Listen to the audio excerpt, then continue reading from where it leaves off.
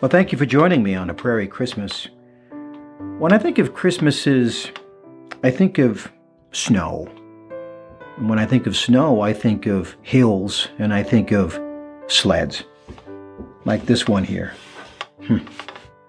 Now, everybody has a memory of a hill when they were a kid, or sledding or sliding, depending where you're from, the name changes a little bit. My father-in-law had a real legitimate hill. It was 1.5 miles long in the southeastern part of Minnesota.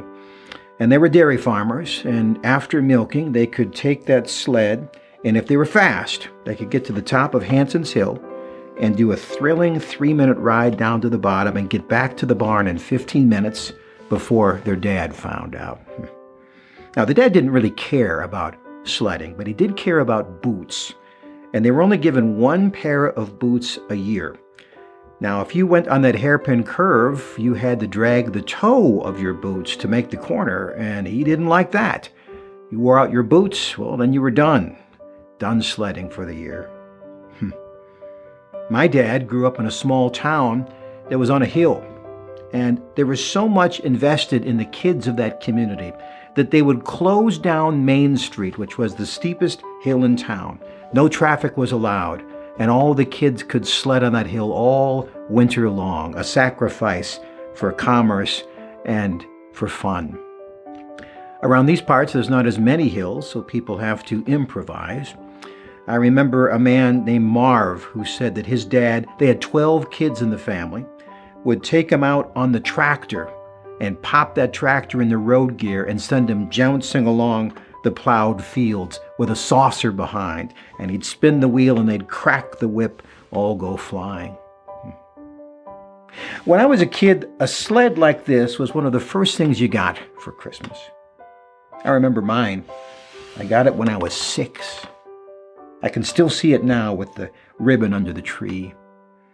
It said Sears Roebuck on the front, and I remember asking my mom, "Mom, this sled is from Santa. How come it says Sears on it?"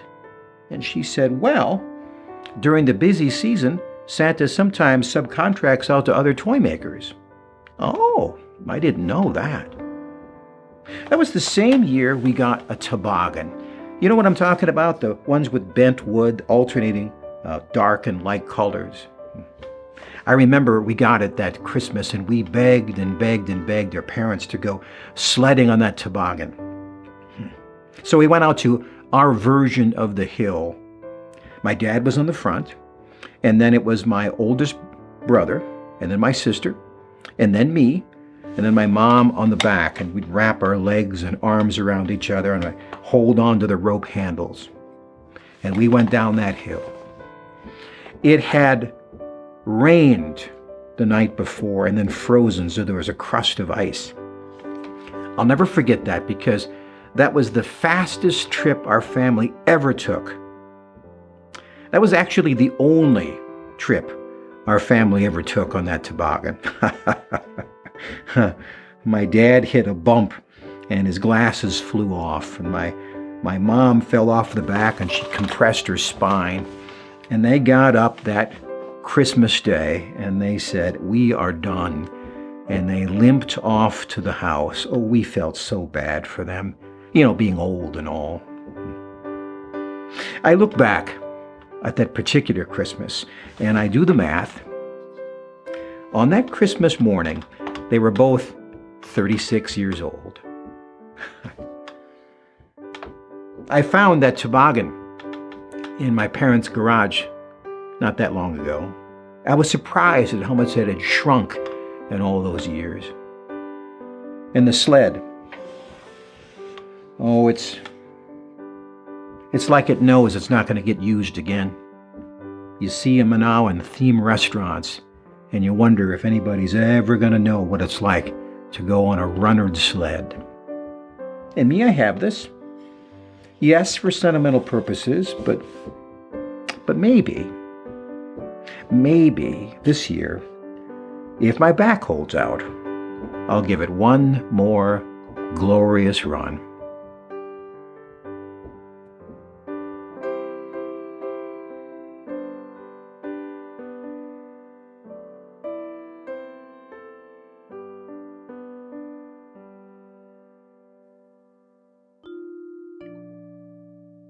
So this is A Prairie Christmas. It started out as a radio show.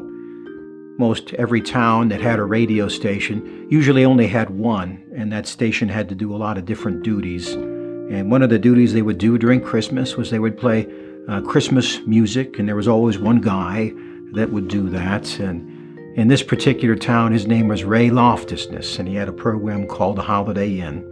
And then it went from person to person and place to place, and now I do it. And what's different about radio is that all of the action takes place in your mind.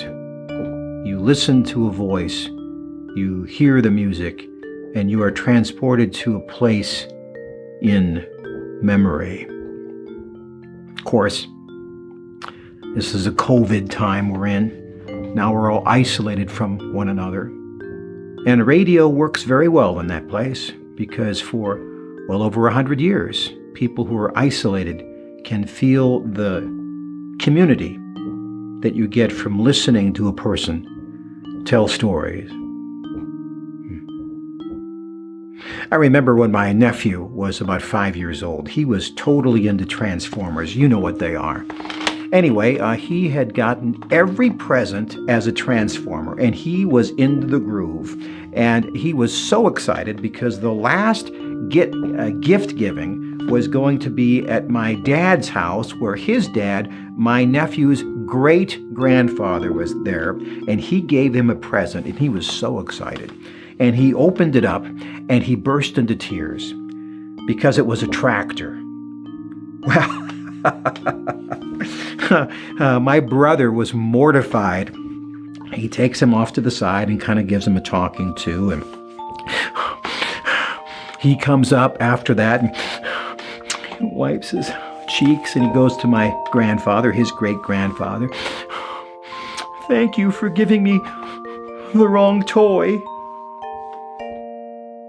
And I feel like this is a season like getting the wrong toy.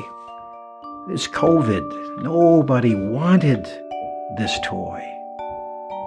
It is not at all what we expected. Yet I found something interesting in this gift I didn't want either. In these times of isolation and thought, what is truly important and precious to me, I've been able to think on more. Well, when you get older, people talk about the golden years. What are the golden years? Well, apparently there's some sort of 20-year period where you can play shuffleboard or go in an RV someplace, and maybe you get that. And yet, sadly, sometimes you don't. This is what I've come to understand about the golden years. The golden years don't exist in one 20-year stretch. They are given to you in small moments, and you get one or two each day. But if you don't open up those gifts, they're like leaving them unwrapped under the Christmas tree. Such a waste. Here's just a few I thought of. That heart-fluttering moment when you ask that girl out on a date and she pauses, then smiles and says yes. The crystal clear night when you see the very first snowflakes fall through the moonlight. The quiet ache of kicking your shoes off at the end of the day and relaxing once you're home. The pride a child has at their first paycheck, and then they show it to you and ask, "Who's this FICA, and what are they taking my money for?" The joke you laughed at this morning but can't remember the punchline. The song you heard on the radio that reminds you of a time long ago. The heart-stopping moments when a little toddler gives you a sticky grin and says, "Grandma." Think about them. They're everywhere, in every day that you live. Enjoy the season you're in.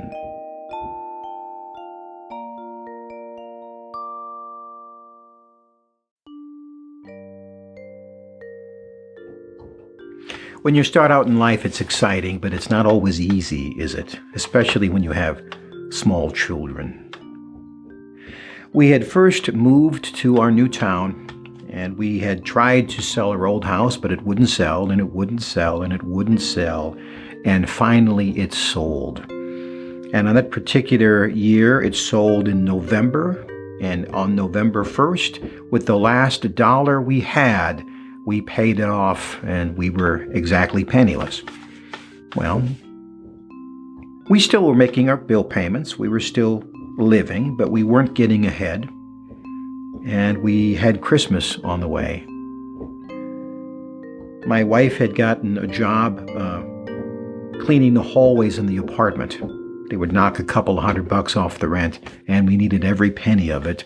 The trouble with that is that we had to be the policeman in this apartment, which meant that we had to impose the rules. And I remember there was this guy at the end of the hallway. He was a big construction guy, rough and ready. And we'd say, no, your kids can't ride their trikes up and down the hallway. But even more than that was the reality of our situation. There would just not be a Christmas that year. Well, if you are a scrimper and saver, take heart, because God has a way.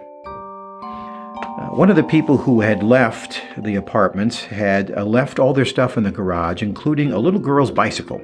And so I was able to sneak down and clean it up and get a hold of a small white seat, brand new, and the handlebars with the streamers off the side. It looked pretty good. And I still had some of my woodworking tools. I took a half a sheet of plywood and I made a dollhouse out of it. And Libby found some carpet remnants to use as carpet and had gone to a rummage sale and found little doll furniture. Now we had Christmas for them. The radio station manager gave everybody the week before Christmas a ham.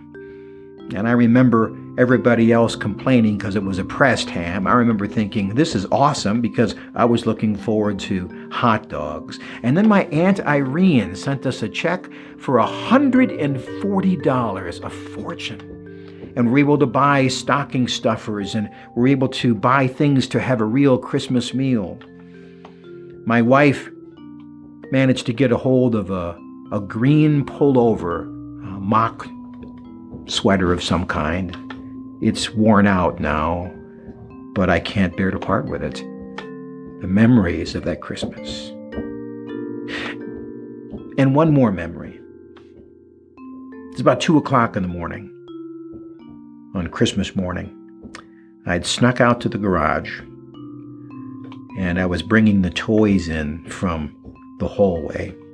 And as I opened the door to our apartment, I heard this faint sound, and I looked up, and there at the end of the hallway was the construction worker, his hands full of presents.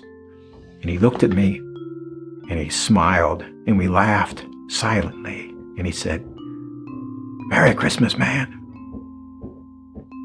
And I said, "Merry Christmas."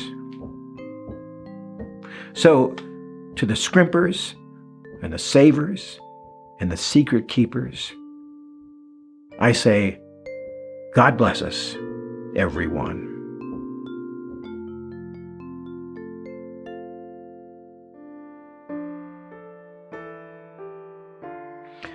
So it was Christmas, and I was busy. Of course, everybody's busy on Christmas. I was asked to go speak to a senior center to talk to the residents and get their spirits up, and I was not in the mood that day. When I woke up, there was a terrible news story, just gut-wrenching, and it was the talk of work. And then I had to make a quick drop-off at the grocery store, and I said, "Merry Christmas," as I always do, and the checkout person said, "Yeah, whatever." And I went out to my car, and as I was getting into my car, the car right next to me, the doors opened, and both people got out, and they were shouting and swearing at each other. And then I pulled out of the parking lot, and a guy swerved, and he shouted at me, cursing, honking his horn. And I thought, Are things this bad? Anyway, I made it to the senior center and thinking, I don't know how in the world I'm going to tell any kind of uplifting stories to these people. So the person who was in charge of it was introducing me around, and all of a sudden I hear a guy say, "Hey, Jeff, come here."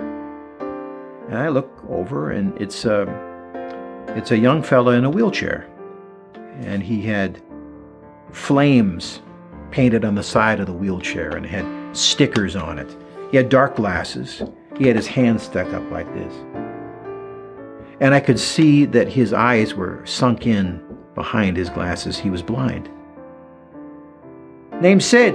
Nice to meet you." So I shook his hand and he said, "Hey, I got something for you." And he reached into his pocket and he gave me a ring with a leather thong and some beads on it. "You like it? It's a keychain. It's pretty, isn't it?" I said, "Well, yeah." He said, "I get help picking out the colors. I put all the colors in a bag and then God tells me which one to pick out." Yeah, I got to tell you, he's been pretty good to me. I used to have a drinking problem, but I've been dry for 10 years now. I got to tell you, my faith's pretty important to me. Anyway, nice to meet you." And then he reached out his hand again, and he shook my hand, and it was a warm handshake. And by that I mean he really wanted to shake my hand. And something about that handshake just wiped and dispelled all of the anxiety and fear and worry just away.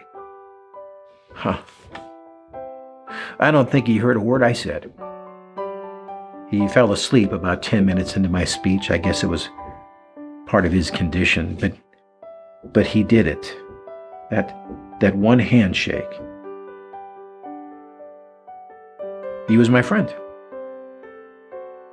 I wish I could tell you a little bit more about him. He died a couple of weeks later, peacefully in his sleep.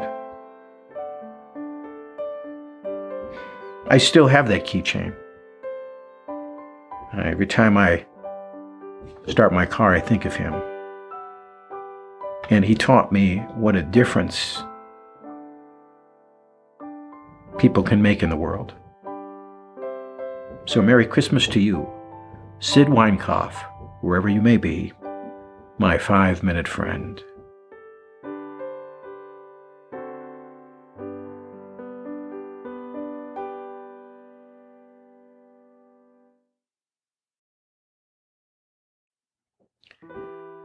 So we see them at church programs, kids in bathrobes. There's always 3 of them. They are the 3 wise men, and they're part of the Christmas story. But we wonder, what is their story?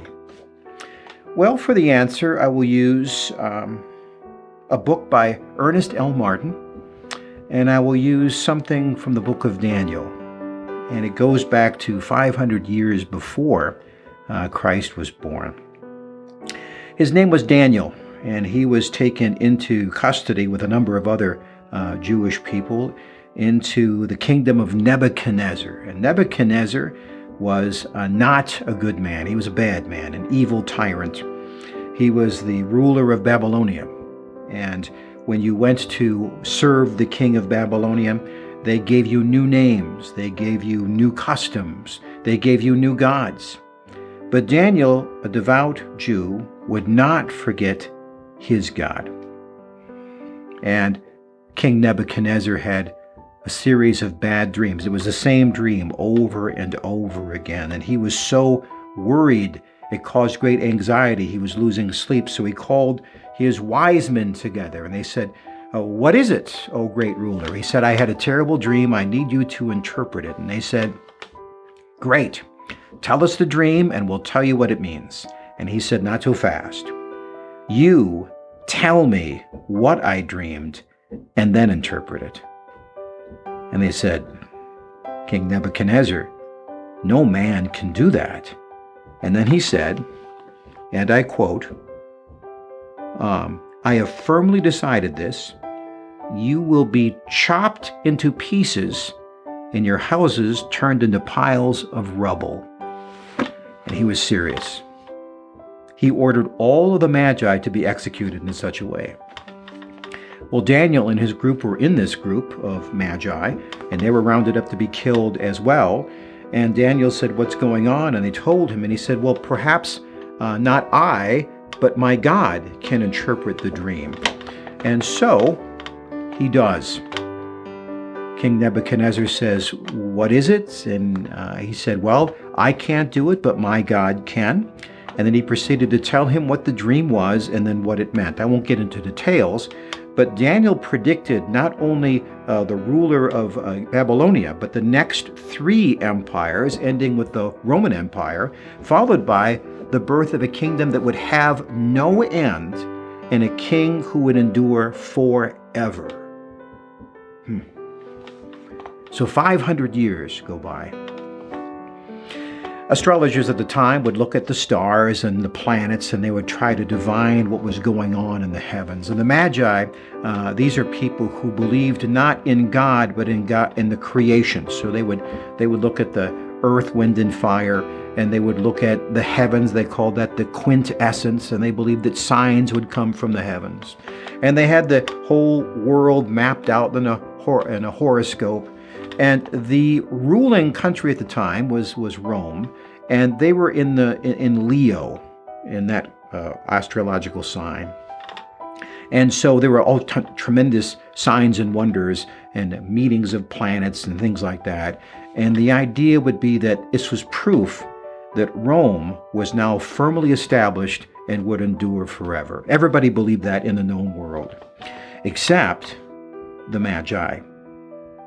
They remembered the greatest member of their sect, named Daniel, 500 years earlier, had predicted that out of that zodiac, not the zodiac of Rome, but the zodiac sign of Israel, same Leo, out of that sign would come a Messiah whose reign would never end.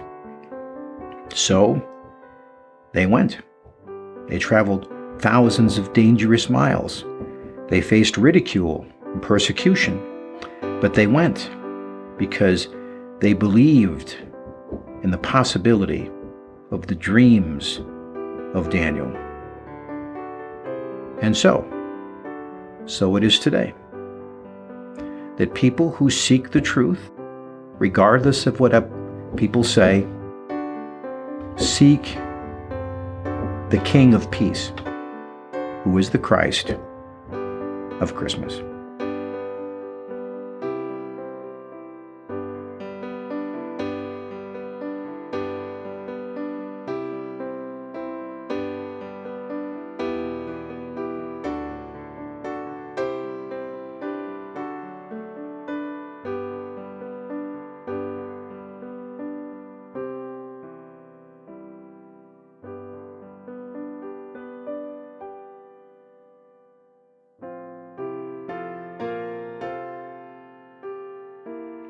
What happens when a mission trip fails? We plan a trip, we get volunteers, we travel to a place that has a need that can be easily met, we solve the problem, and we go home satisfied. Good deed accomplished. Except in the case of Mary Miracle. Mary Miracle was in her late 70s, and that really was her name, but her hard life in the mountains of Kentucky was hardly miraculous. Her house was not much more than a shack, really. Uneven floor, cracked windows, leaky roof. How simple to change things for her. The mission team, which included my daughter Madeline, would sweep in, strip off the old shingles, put on a new roof, and leave. But it didn't work that way. First, the mission team, which consisted of willing but inexperienced teenagers, had trouble stripping off the old shingles, which should have taken half a day, took longer, and then they found some damage. There were rotting spots underneath the roof, and rafters need to be replaced, and more supplies came in late, and more delay while repairs were made. And then the third day, it rained. And with the rain came the possibility that they would not finish.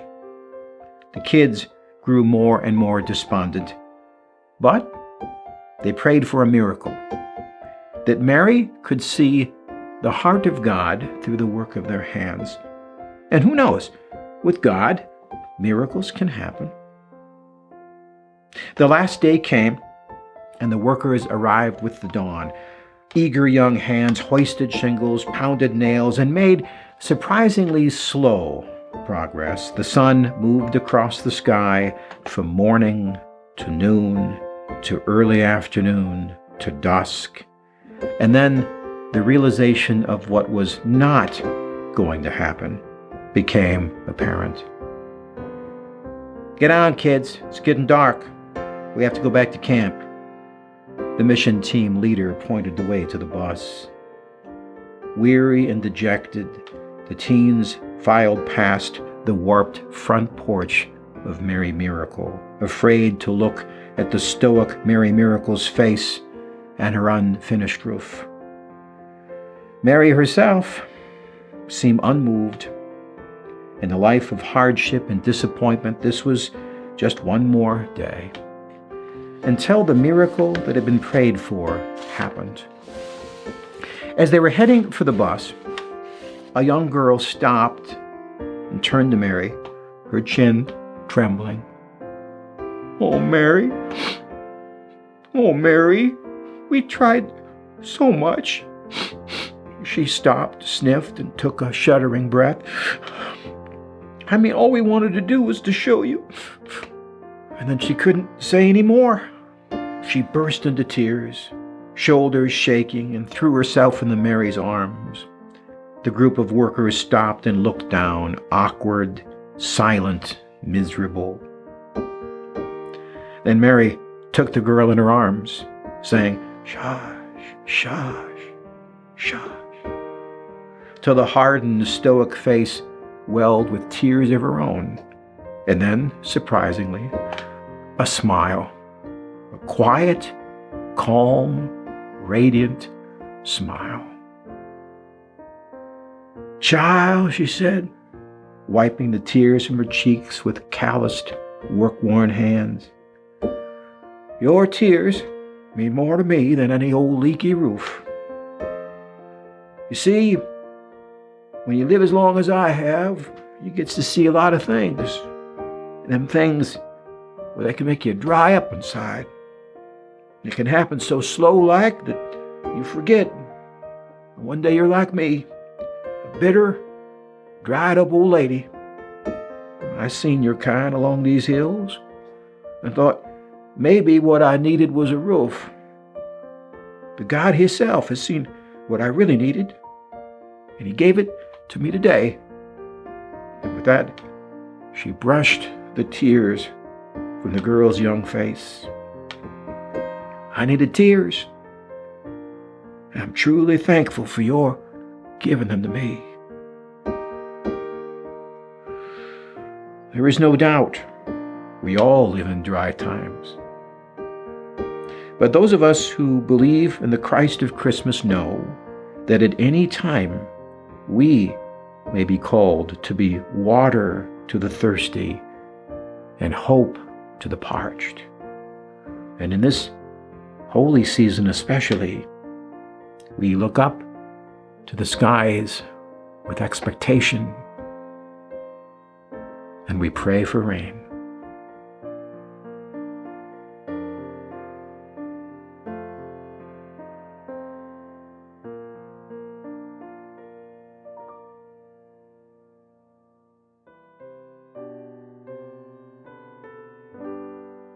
A few years back, I was walking through a street looking at the Christmas lights, and I saw this Christmas tree in somebody's lawn, and it looked peculiar to me. The light looked different. And as I got closer, I realized that there were no lights on the tree. There was like a spotlight sunk in the ground and it was shining beams onto the tree. Maybe you've seen things like this. And that's when I started to think about the peculiar qualities of light. You could see the light from where it originated, and you could see where it hit the object it reflected against, but you could not see the beam of light. Light is invisible. So it's like this. If we were in a dark cave and there was a hole in the ceiling that would let light in, but you couldn't see where that hole was, and there was a hole in the floor, that light would leave you in complete darkness unless there was lint or dust.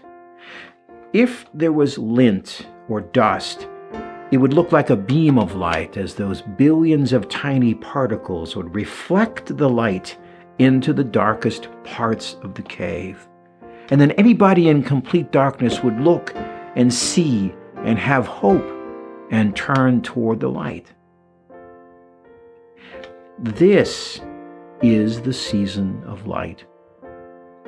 You and I are just little tiny reflectors of that light. We reflect that light with a kind smile, with a good deed, with a still small answer to a call to help someone. And when we do, we act like a beam of light into a dark world, where everybody, regardless of the dark place they can be, can turn and see and find hope. This is why it's called the season of light.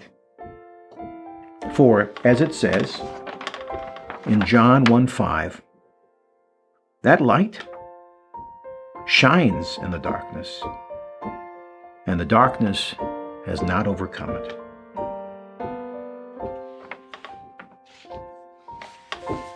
Merry Christmas to you, and God bless us, everyone.